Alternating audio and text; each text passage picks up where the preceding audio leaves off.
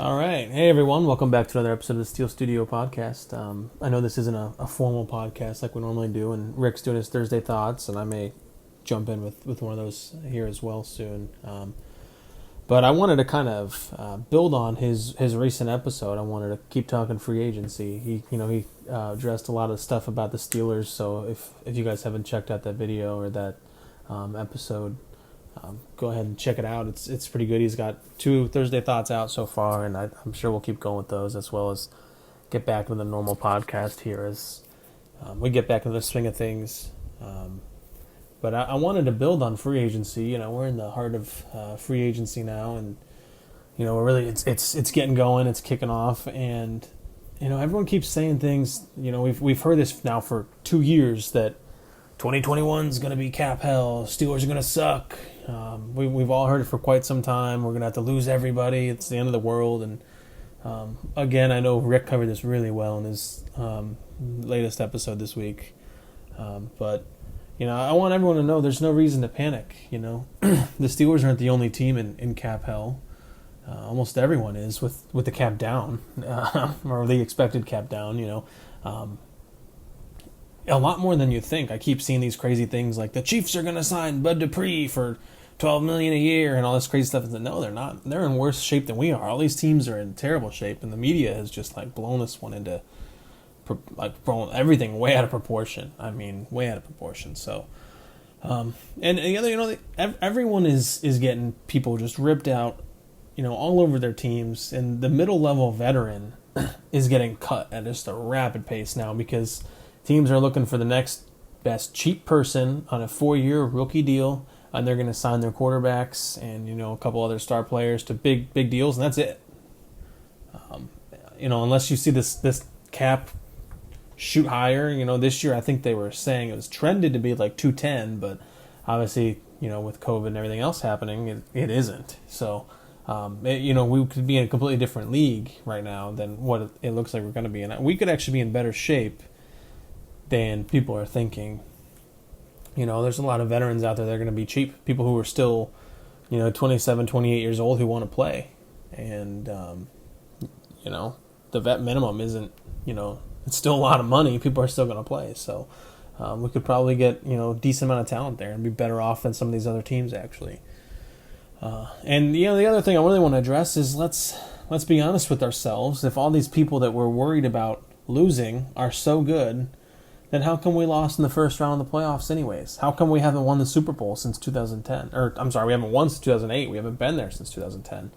How come, we're not even competing at that level? We haven't been in the AFC Championship in a couple of years. And when we were there, we got, crushed by Tom in New England when he was there, and it's,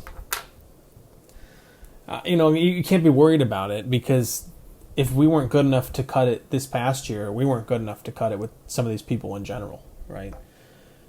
Now, whether that was coaching or schematics or stuff, that's all up for debate. I know on our show we've definitely said it was a lot of schematics. We've hit Randy Fiegner 6 ways from Sunday. That guy just screwed us over. But there could be a lot of things, but a lot of it's players too. Good players make big plays when they need to, and we just didn't. So some of these people, maybe it's not that big of a deal. Everyone wants big money. Juju wants big money. Mike Hilton wants big money, and they may get it. I'm not saying they won't, but they're going to be in for a rude awakening if they think teams are going to spring for them this year. Maybe next year, but this year it's different because all those people at their level are getting cut. Mike Hilton is not the best slot corner in the league. And he's counting down the days until he can leave on Twitter or until he can sign a big deal. Maybe that deal's with us. Maybe I'm thinking the worst of him. I shouldn't be. I don't think that that's the case. I think he's going to leave. But he's a great tackler. He's great blitzing off the edge when he does. I mean, when he comes out of nowhere and gets, that's so fun to watch. He's a great player to watch. I loved having him on the Steelers. And if we have him in the future, I'll love having him on the Steelers. But in coverage, he's not the best. He gets beaten coverage quite a bit. And so, is he a top 5 slot corner in the league? Yeah, probably. But what's that big money look like? Dominant corners right now are getting let go. And we'll name names here in a second. But like I said, truth be told, if we were winning it all with these guys, then yeah, we wouldn't replace them. We would do whatever we can to keep them, but we're not. So, I mean, look at these other teams. Look at the Bills and Saints. They're parting ways with great players. The Chiefs parting ways with good players. Everyone says that their cap isn't that bad, but they're worse off than us. And we saw how bad their backup O-line was against the Bucs in the Super Bowl, from injuries and stuff. And now they're cutting those starting players that missed the Super Bowl. Those are the people they needed back, and they're cutting them. They parted ways with Eric Fisher and Mitchell Schwartz on Thursday, March 11th. You're seeing moves that we expect to see with this cap. So the other one is the Saints. There's this is what I'm saying. There's going to be tons of players out there. Saints got rid of Janoris Jenkins, so he's a little older aside. He's 32. Had 3 interceptions this year. That saves them like $7 or $8 million. I think $7 million in cap space. But that guy's good for maybe another year or two. And who's going to sign him? I don't know. He's going to have to be cheaper.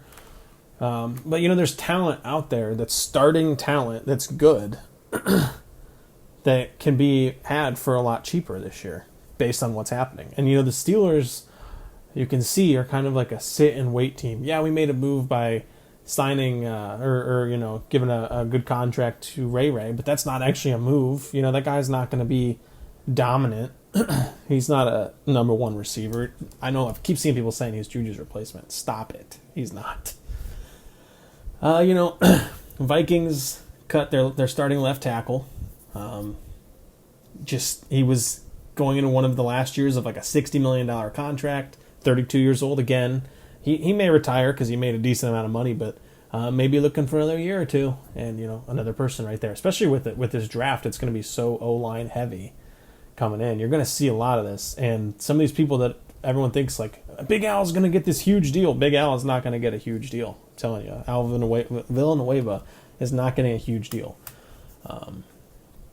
You're seeing people. So Kenny Vaccaro, the Titans cut him. They're starting safety. The Bills, they cut John Brown. John Brown's a good player. They also cut one of their D linemen, Quentin Jefferson, another good player. They saved him like $15 million. So Brown's going to be 31. He had like 1,000 yards last year, but I'm sorry, that was 2 years ago. And he has spent the past 2 years with Buffalo. So this last year he was injured. I believe he only played in 9 games. There's talent out there. There's talent out there. So Emmanuel Sanders, he could be done. He could be ready to retire, and obviously he's probably not coming back to Pittsburgh. But if he wants one more year at a vet minimum, he could get it, and you never know there. So the Saints released him. They released Quan Alexander.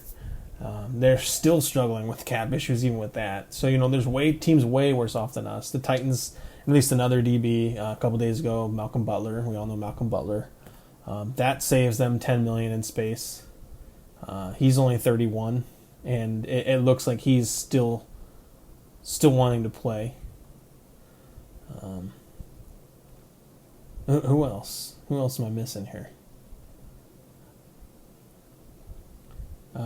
Falcons got rid of one of their starting O-linemen, James Carpenter. I know Chris Godwin was going to get... I think he got tagged by the Bucs, so that's not one. But we're seeing moves here. We're seeing moves. And you're just going to see people get released. You're going to see more moves out of the Cowboys. They're going to have to start cutting people because Dak Prescott's deal, the $160 million is cool, but it's $75 million front-loaded. And it's... I mean, dude, the guy's...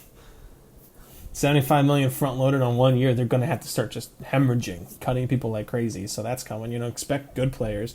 I know Van Noy was released recently from the Patriots. LaMarcus Joyner was released from the Raiders. So everyone's getting rid of starters, good players. Lions cut their starting linebacker, Christian Jones. Carlos Dunlap was released by the Seahawks. We're seeing it, and the Steelers are just sitting back like a python, just silent and just waiting and waiting. And we're gonna make our moves like at once, like really fast. But you're seeing some of this stuff happen, And it started, a couple weeks ago in the beginning of March. But you're going to see good players that want to still play, and they're going to play for cheap. There's a lot of people in the 28, 29, 30, 31, and even 32 range who are good for a couple more years. Golden Tate is only 32, and he may not be dominant, but you know what? Juju wasn't dominant either, and Juju wants to make this big money. It's like, man, there are better receivers out there. I may take Brown. He's going to play for nothing. He's going to play for a couple million a year. That's not a bad signing, and I know we don't have a lot of space. We're going to need I think I saw it was like 14 or 15 million to bring in draft picks, sign them, keep them, and be at a healthy 53 all year. I think we need like 8 million for that piece and like 6 for the draft, or 7 and 7-ish. So we're going to need space, and we've only got 6 now. So I expect, like Rick mentioned in his Thursday Thoughts, expect some additional restructures, but expect some moves as well. Because with some of these people, if we let them go, it's not just the draft that we have to start picking through. There's going to be a lot of vets to pick through. So there's tight ends that are now available. Jared Cook and Josh Hill. So Jared Cook is 33. He's going to be 34 this year. Yeah, I think 34 in April. So not the best. Hill is 31, I think, almost. He but they're cheap again, and depth.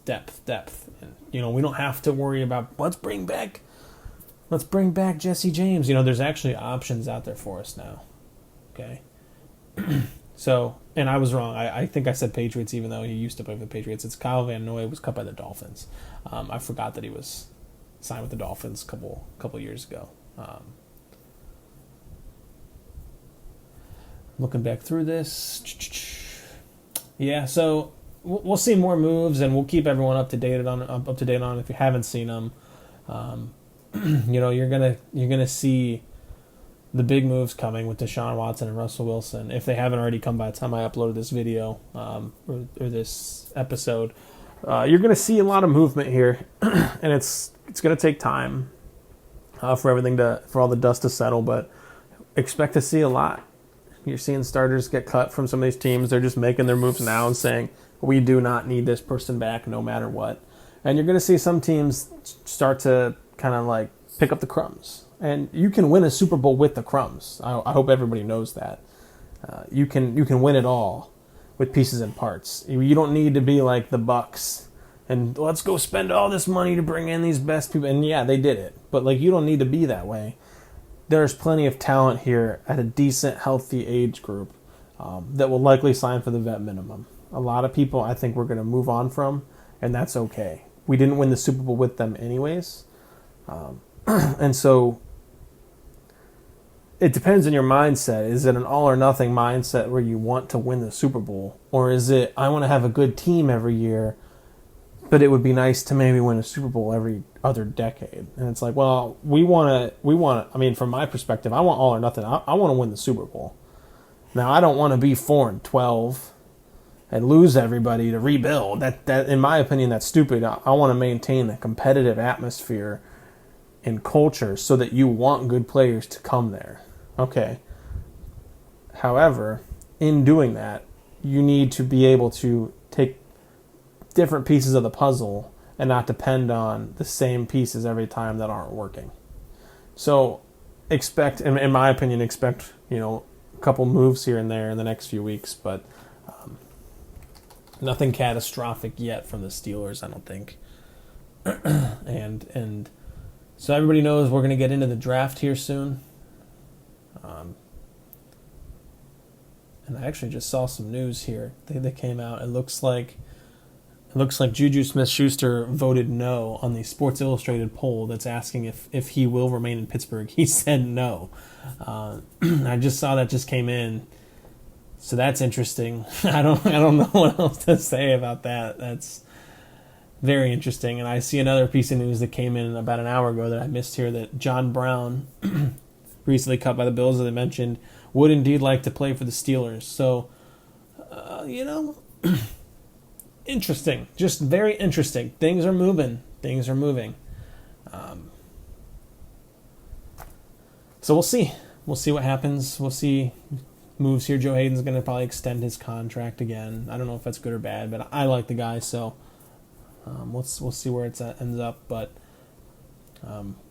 yeah, as moves happen, we'll come out with them. We'll be talking. We'll keep talking about it. So if you haven't already, like I mentioned, check out Rick's Thursday Thoughts episode that came out this week, and he's got one from last week as well. And calm your nerves about the free agency. This is a winning organization with a good culture, and we have a strong, stable foundation.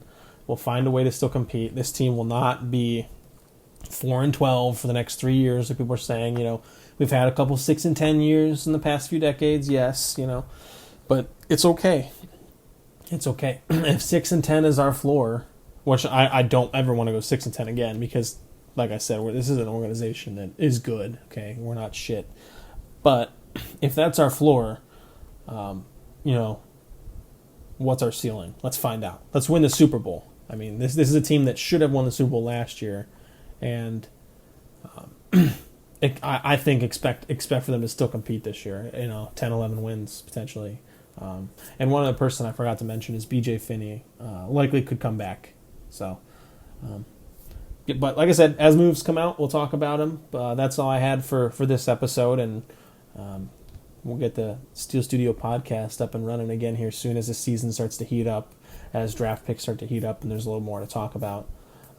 And so I'll be with you guys here in the next few days again, and I know Rick will as well. So go Steelers. We love you, Steelers Nation, and check out the Steel Studio podcast on a bunch of different sites. We're on Facebook if you want to like our page. I know Rick runs that page really well, and so he manages a lot of the social media, and he's on there engaging with people. So that's a lot of fun.